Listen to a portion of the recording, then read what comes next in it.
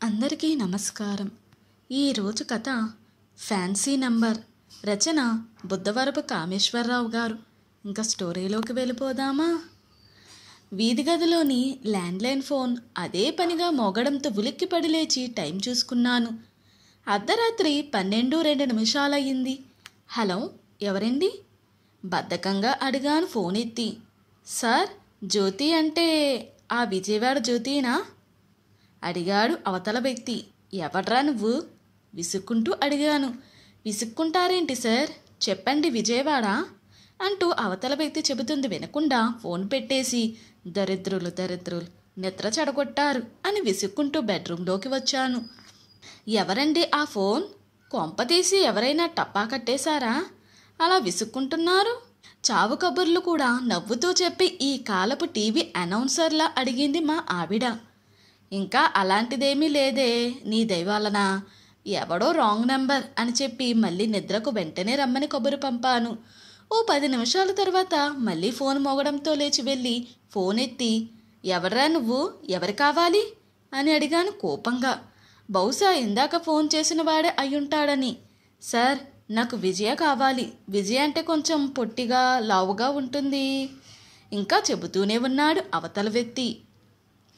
పెట్టే phone, wrong number అని phone పెట్టేసి వచ్చి మంచం ఎక్కాను. మళ్ళీ ఎవరండి? ఎందుకో మరి కొంచెం అనుమానంగానే అడిగింది మా ఆవిడ రాజ్యం. మళ్ళీ రాంగ్ నెంబరేనే విసుక్కుంటూ చెప్పాను. మళ్ళీ ఓ 10 నిమిషాల తర్వాత మళ్ళీ మోగింది ఫోన్. లేవబోతున్న నాతో, ఆ రాంగ్ నెంబర్ కోసం అలా గానుగేదుల్లో అన్నిసార్లు అటు ఇటు ఏం తిరుగుతారు కానీ వీధి గదిలో ఆ సోఫాలో పడుకుని తగలడండి. తనకు నిద్రాభంగం అవుతుందని పరోక్ష హెచ్చరిక ఇచ్చింది మా రాజ్యం.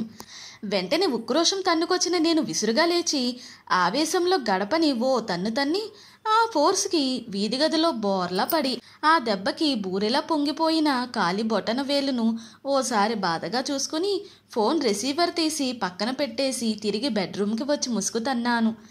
పడుకున్నానన్న మాటే కానీ ఆ ఫోన్ ఎవరు చేస్తున్నారు అనే ఆలోచనలతో ఆ రాత్రి నాకు హాస్తిరాత్రి.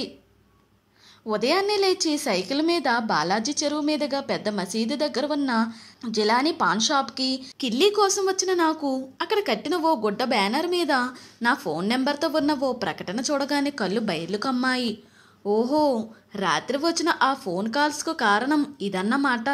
ఇదంతా ఆ విసుగాడి నిర్వాకమే అని బుసలు కొడుతూ సైకిల్ బెల్ కొడుతూ మా విశ్వంగాడి ఇంటివైపు సాగిపోయాను. నాది ఈ విసుగాడిది ఒక ఊరే. చిన్నప్పటి నుంచి కలిసి తిరిగేవాళ్ళం. చెప్పకపోవడమే, మా విశ్వంగాడు చిన్నప్పటి నుంచి తన వింత చేష్టలతో, కంగారు పనులతో, తింగరి వేషాలతో అందరిని చికాకుపరిచి చివాట్లు తినేవాడు. ముందు పెరుగన్నం తిని చివర్లో పప్పన్నం తినడం. అబ్బో, ఇలా చెప్పుకుంటూ పోతే ఇలాంటి వింత చేష్టలు ఎన్నో. డైలీ సీరియల్ తీసేవాళ్లకు ఓ 10 సంవత్సరాలకు సరిపడా ముడిసరుకు దొరుకుతుంది. అందుకే వాడిని ముద్దుగా వెరైటీ విశ్వం అని పిలుచుకునేవాళ్ళం.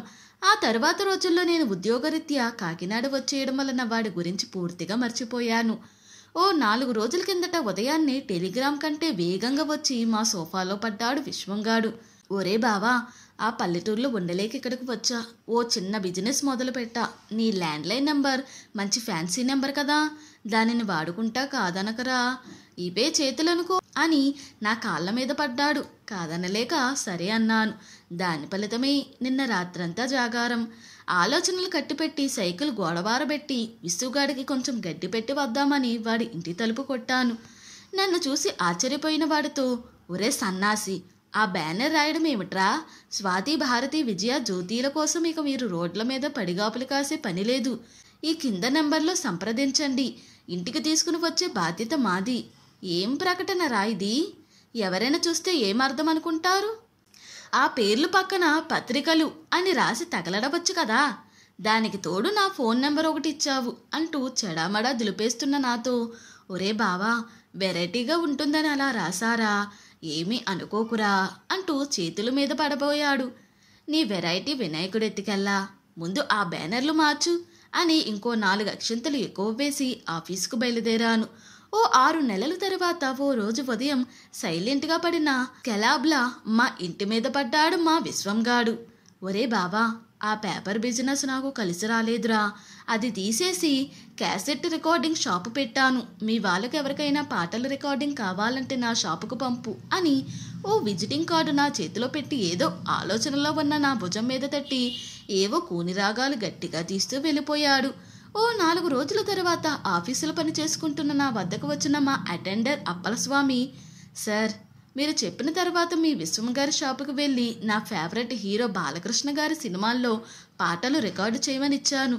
ఏం చేశారో చూడండి సార్ అంటూ కంటనీరు తుడుచుకుంటూ క్యాసెట్ చేతిలో పెట్టాడు. క్యాసెట్ కవర్ మీద రాసి ఉన్న పాతాళ భైరవి, మాయాబజార్, అప్పు చేసి పప్పుకూడు లాంటి సినిమాల పేర్లు చూసి, ఇదేమిటోయ్, ఇవన్నీ బాలకృష్ణ నాన్నగారి సినిమాలు కదా. సరే, కళ్ళు తుడుచుకో, ఏం జరిగిందో సాయంత్రం నేను కనుక్కుంటాలే అని నా కర్చీఫ్ అతనికి ఇచ్చి అతని క్యాసెట్ నా జేబులో పెట్టుకున్నాను. సాయంత్రం విశ్వగాడి షాపుకి వెళ్ళి కోపంగా, విసు, ప్రతి మనిషికి ఓ అభిరుచి ఉంటుంది, ఓ నిర్దిష్టమైన కోరిక ఉంటుంది, దానికి అనుకూలంగా మనం సాగిపోవాలి. ఆ అప్పలస్వామి అడిగిందేమిటి, నువ్వు రికార్డు చేసిందేమిటి అని ఓ భారీ డైలాగ్ వేశాను, శంకరాభరణం శంకరశాస్త్రి గారిలా. నా భారీ డైలాగుని బాలకృష్ణ అంటే పాత సినిమాలలో నటించిన కమేడియన్ అనుకున్నానురా అని ఒకే ఒక్క మాటతో తుస్సుమనిపించాడు మా విస్సుగాడు. నీ వింత చేష్టలతో నాకు బుర్ర వేడెక్కిపోతుందిరా విస్సు అని మనసులో మూలుక్కుంటూ ఇంటిదారి పట్టాను. అమ్మయ్య, ఈ 6 నెలలు ప్రశాంతంగా జరిగిపోయాయి అని అనుకుంటున్న నాకు ఆ రోజు బజార్లో సైకిల్ మీద వెళుతూ కనబడిన మా విశ్వంగాడు నన్ను చూసి, ఒరే బావా, ఆ రికార్డు దుకాణం కూడా మూసేసి కల్పనా థియేటర్ వద్ద ఓ చిన్న రెస్టారెంట్ పెట్టుకున్నాను, ఓసారి వీలైతే రారా అని ఓ 2 ముక్కలు గబగబా చెప్పేసి బుల్లెట్ ట్రైన్ బాబులా దూసుకుపోయాడు సైకిల్ మీద. 4 రోజుల తర్వాత ఓ సాయంత్రం అక్కడికి వెళ్ళిన నాకు ఆ రెస్టారెంట్లో జనసంచారం లేకపోవడంతో ఆశ్చర్యపోయి, అదేంట్రా, ఓ పిట్ట కూడా లేదు, దానికి తోడు ఆ కౌంటర్లో కూర్చుని ఆ దోమలు తోలుకోవడం ఏమిట్రా అని అడిగాను కొంచెం అనుమానంగా. ఒరే, జనం వస్తే ఆహార పదార్థాలు ఉంటాయి, అవి ఉంటే ఈగలు వస్తాయి, నాకు ఆ అవకాశం లేదు, అందుకే ఏదో దోమలతో ఇలా లాగించేస్తున్నా వింతగా సమాధానమిచ్చాడు విశ్వం. నీ వెటకారం చాలుగాని అసలు జనం ఎందుకు రావడం లేదంటావ్ అని అడిగాను అనుమానం తీరక. బుర్ర ఎంత బరుక్కున్నా జనం ఎందుకు రావడం లేదో తెలియడం లేదురా బావా, కౌంటర్ నుంచి బయటకు వస్తూ చెప్పాడు విశ్వం.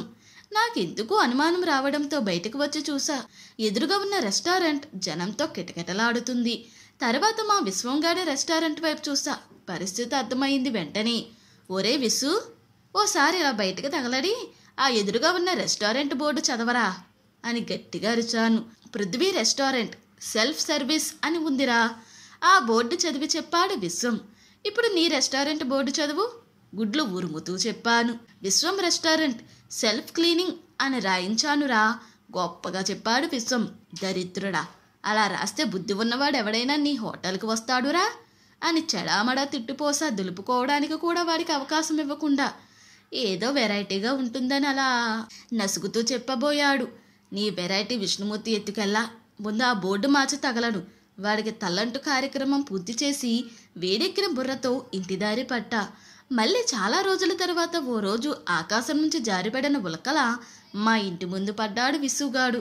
ఒరే బావా, ఆ రెస్టారెంట్ వర్క్ అవుట్ కాలేదురా, ఇంకా క్యాటరింగ్ చేద్దామని నిశ్చయించుకున్నా. ఓ 4-5 సైన్ బోర్డులు రాయించి నగరంలో పెడుతున్నాను, వాటి మీద నీ ఫ్యాన్సీ నెంబర్ ఇస్తున్నాను, కాళ్ళు మీద పడకుండానే చెప్పాడు విసుగాడు.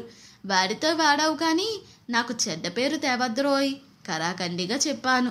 థ్యాంక్స్ రా బావా అంటూ తారాజువ్వల దూసుకుపోయాడు. నేను కళ్ళు తెరిచేలోగా ఆ రోజు ఉదయం ల్యాండ్ ఫోన్ రింగ్ అవగానే, హలో, విశ్వా క్యాటరింగా అని అడిగాడు అవతల వ్యక్తి. నేను ఫోన్ ఎత్తగానే, అది మా ఫ్రెండ్ దండి, చెప్పండి ఏం కావాలో చెప్పాను వినయంగా. ఎల్లుండి ఓ 10 మందికి భోజనాలు కావాలి, మెనూ చెబుతా, నోట్ చేసుకోండి, అడ్వాన్స్ ఎక్కడివ్వాలో చెప్పండి అని గబగబా చెప్పాడు ఆ వ్యక్తి. అతను చెప్పిన మెనూ రాసుకుని, సార్, మీ మెనూ మా విశ్వానికి చెబుతా, అడ్వాన్స్ డైరెక్ట్గా వాడికే ఇచ్చేయండి అని విశ్వగాడి అడ్రస్ చెప్పాను. కాసేపటికి అదే రోజుకి ఇంకో పెద్ద ఆర్డర్. ఓ 100 మందికి భోజనాలు సప్లై చేసే అవకాశం రావడంతో వారికి కూడా అదే విషయాన్ని చెప్పి, పోనీలే, చాలా రోజుల తర్వాత మా విశ్వగాడికి మంచి రోజులు వచ్చాయి అన్న ఆనందంతో ఈ 2 మెనూల వివరాలు ఇవ్వడానికి వాడి ఇంటికి బయలుదేరాను. 2 రోజుల తరువాత ఆదివారం మధ్యాహ్నం ఫోన్ మోగగానే ఎత్తి చెవి వద్ద పెట్టుకున్న నాకు, బాబూ, ఓసారి మీ విశ్వం గారింటికి దయచేస్తారా? వెటకారం ధ్వనించింది ఆ కంఠంలో. ఇంతకీ మీరెవరండి అని అడిగాను తడబడుతూ. ముందు ఇక్కడికి వచ్చి తగలడితే మేమెవరమో తెలుస్తుంది.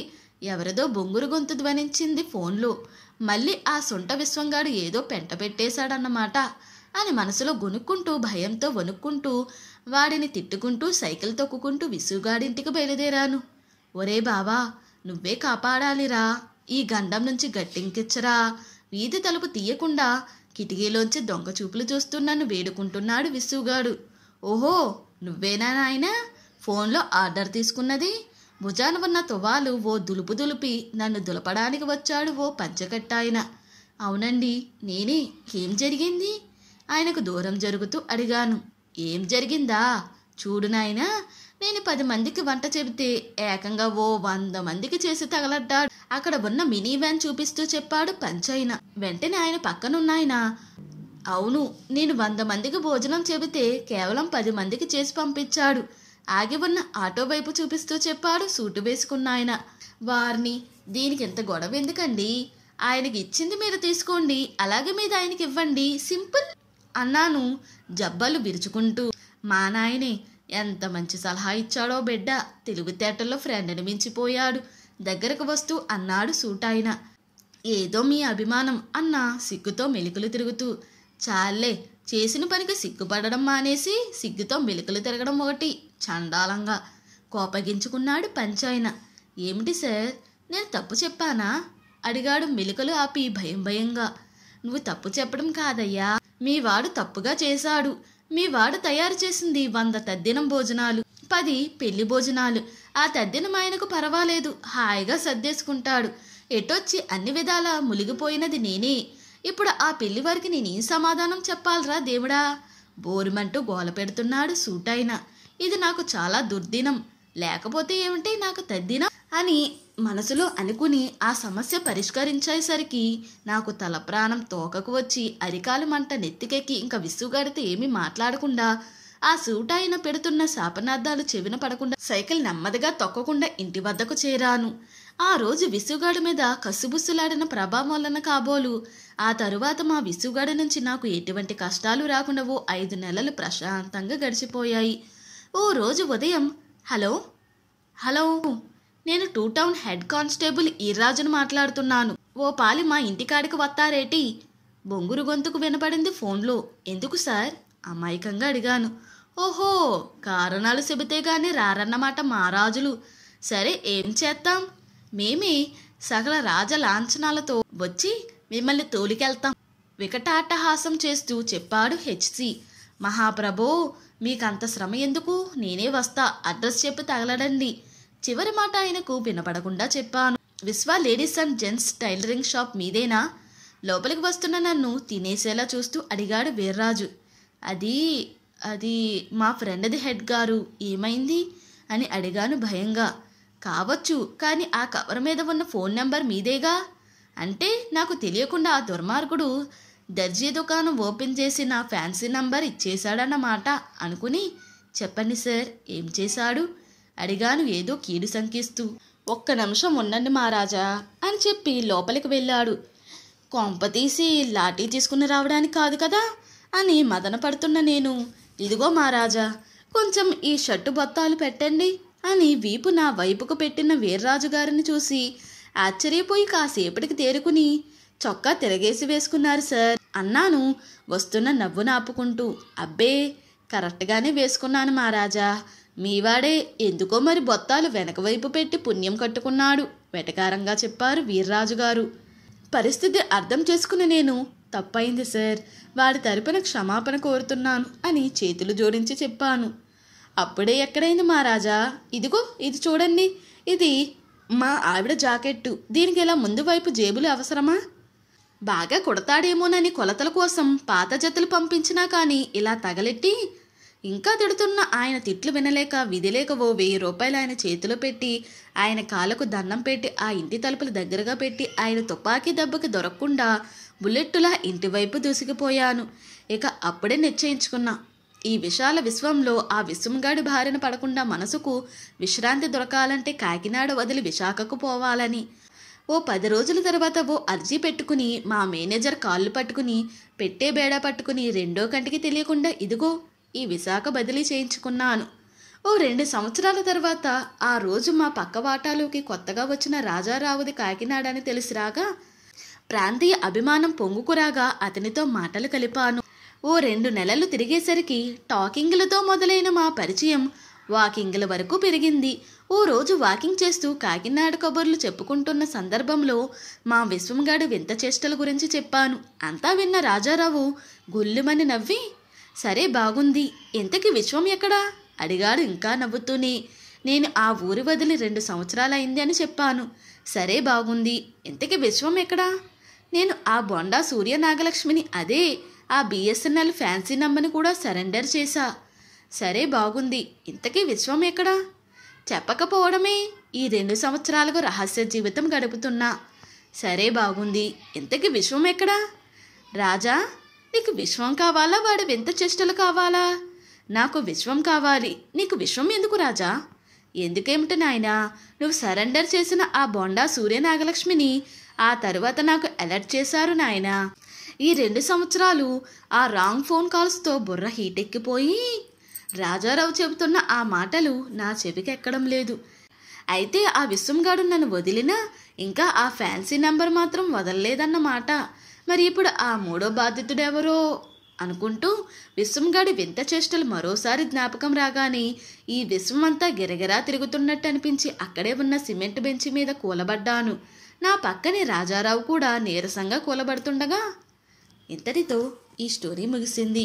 ఈ స్టోరీ కనుక మీకు నచ్చినట్లయితే మరియు నా ఎక్స్ప్లెనేషన్ కనుక మీకు నచ్చినట్లయితే ప్లీజ్ లైక్, షేర్, సబ్స్క్రైబ్.